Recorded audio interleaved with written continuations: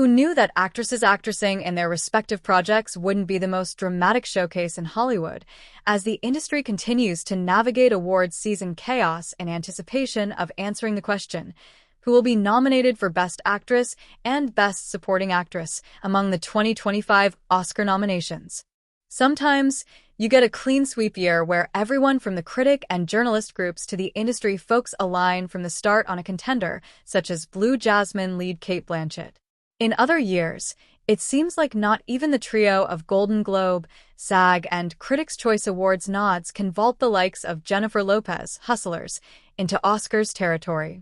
While the distinction between the types of voters, Globes and Critics' Choice, are non-industry folks, SAG and BAFTA are professional collectives with membership that crosses over into the Academy. Setting the race in motion is typically important to this discussion. Looking at Best Actress first, a quad of primary contenders have crossed all boundaries and forged through with nods from all four bodies.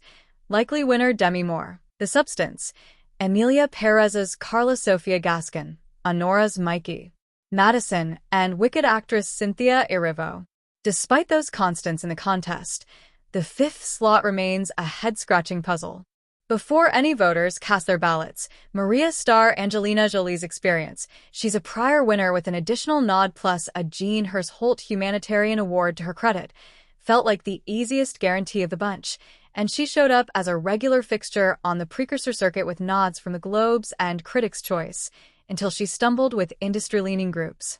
Jolie failed to show up among the SAG, where she felt like a surefire contender, given her likability and star power in Hollywood and BAFTA nominations, days after shockingly losing the Golden Globe to I'm Still Here star Fernanda Torres, whose sweet acceptance speech afforded the Brazilian performer a flashy introduction on national TV days before Oscar voting opened.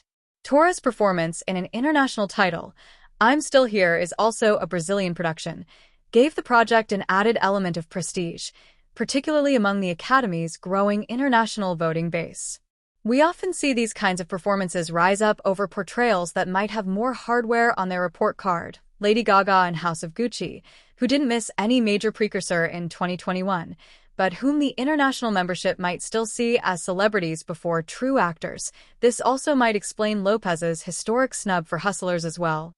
The same wave of support that could push Torres into the category might also work in favor of British actress Marion Jean-Baptiste, whose magnificent reunion with her Secrets and Lies Helmer Mike Lee in Hard Truths also built critical steam at the start of the season, only to slightly falter when it came to racking up nominations outside of esteemed critics groups like the NYFCC, the LAFCA, and the Critics' Choice Awards. Still, she pulled off a BAFTA nod days ago, so she's not out of the question, especially as her roaring, universally appealing performance is one that anyone with a lick of sense will appreciate. While Jolie is certainly in a precarious spot, it's statistically difficult to overcome a snub from both SAG and BAFTA. She's not totally out either. With the weight of a Netflix campaign behind her, Jolie's recognition for the film comes for a skilled performance as a real-life, tragic entertainment figure. Opera singer Maria Callas died in relative isolation in 1970s Paris, and required the actress to hone her real-life singing voice to tackle the part. Challenging an actress' traditional presence on screen is what Maria filmmaker Pablo Larraín does best, given his directing of Natalie Portman, Jackie, and Kristen Stewart, Spencer, toured against type nominations in the past.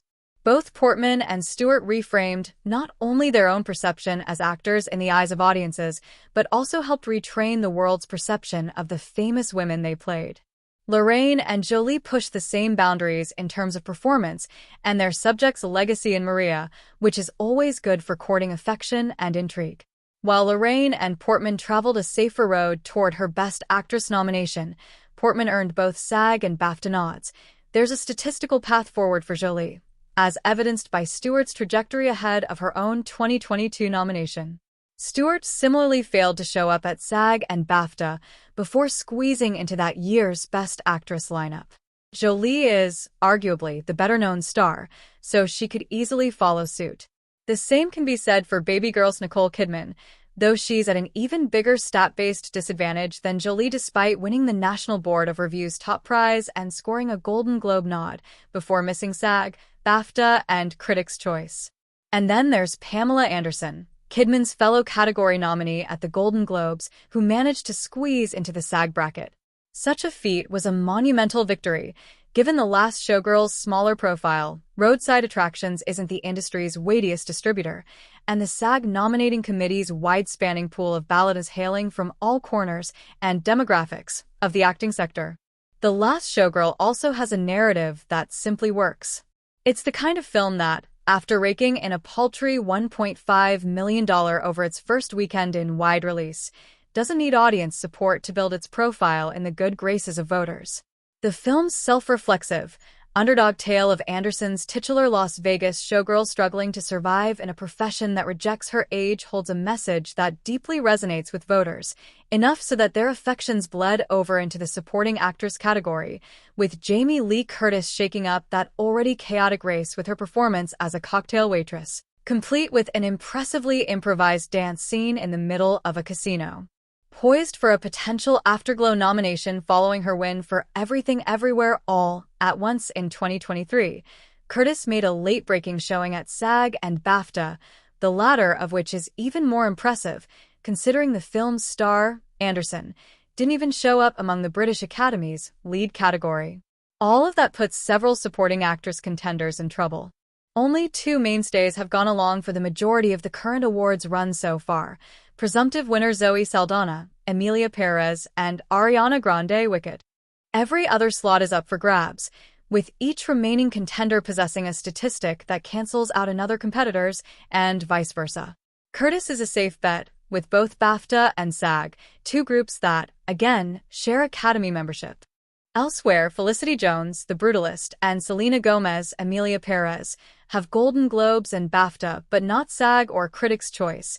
Gomez, however, has the prestigious Cannes Film Festival Award for Best Actress, an honor she shares with Gaskin, Saldana, and Adriana Paz, the last of whom could, and hear us out, show up as a surprise nominee. That's how you have to think in an age of increasingly unreliable statistics, where Marina de Tavira can get in for Roma with zero precursor traction. Seriously, it was her only nomination of the entire year, based on the overwhelming support of the film around her.